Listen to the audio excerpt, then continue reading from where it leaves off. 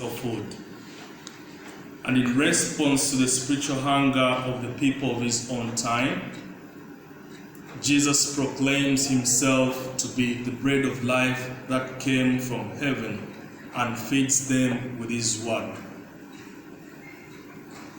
The first reading describes the physical food and the spiritual hunger that was experienced by Prophet Elijah. The bread of life Jesus speaks of is prefigured in the readings by miraculous food which the angel nourished the prophet in the desert while he was fleeing the soldiers of Queen Jezebel. After being nourished by the food, Elijah was strengthened for the long journey of 40 days and 40 nights to the Mount Horeb, where God instructed him to continue in his prophetic mission. In the second reading, St. Paul also presents Jesus as the bread of life. Paul reminds the community of the Ephesians that instead of them seeking satisfaction in the stale of food of hunger, malice, slander, and bitterness, they are to nourish one another with spiritual food of compassion, kindness, and mutual forgiveness. In the Gospel, similarly, Christ is presented as the bread of life that came down from heaven.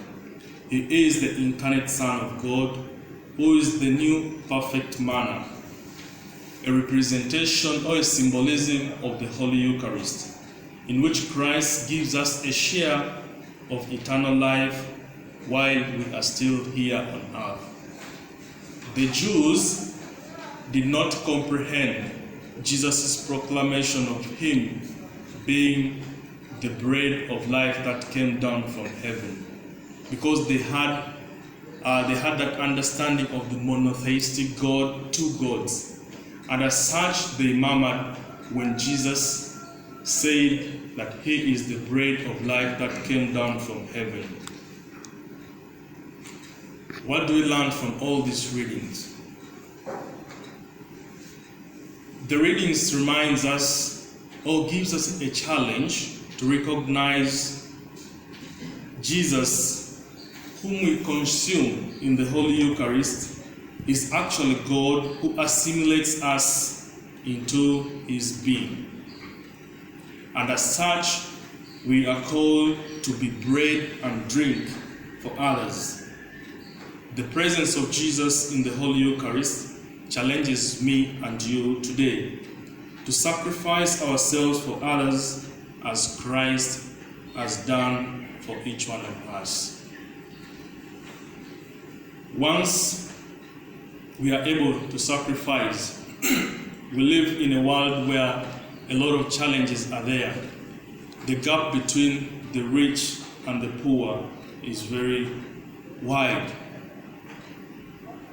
But Christ, offering himself as a sacrificial lamb, calls upon me and you today to imitate his own example, knowing that we live where the gap between the rich, those who have and those who have not, are in the society.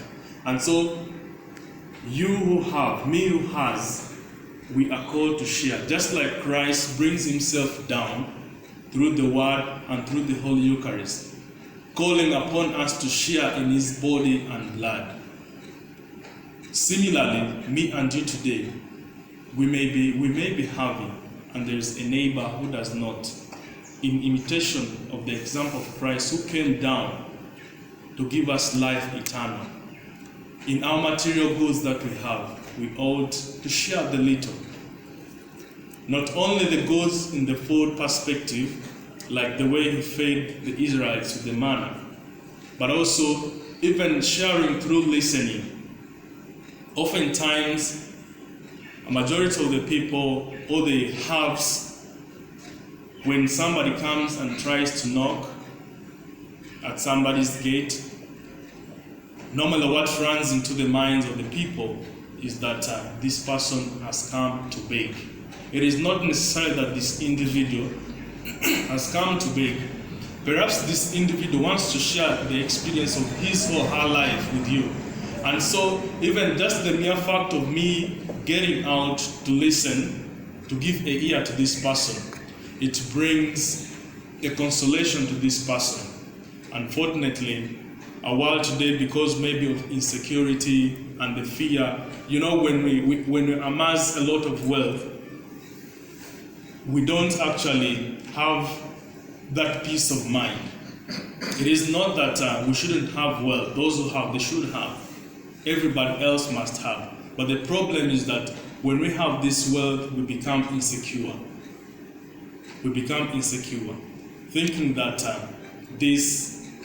somebody who comes in may want to take it. Christ teaches me and you today to sacrifice. You can sacrifice a listening ear to that individual. You can sacrifice a little food with those people who don't have. And as such, we will be gaining eternal life that Christ promises, that he came down from heaven to offer us eternal life. The Lord be with you. And with your spirit.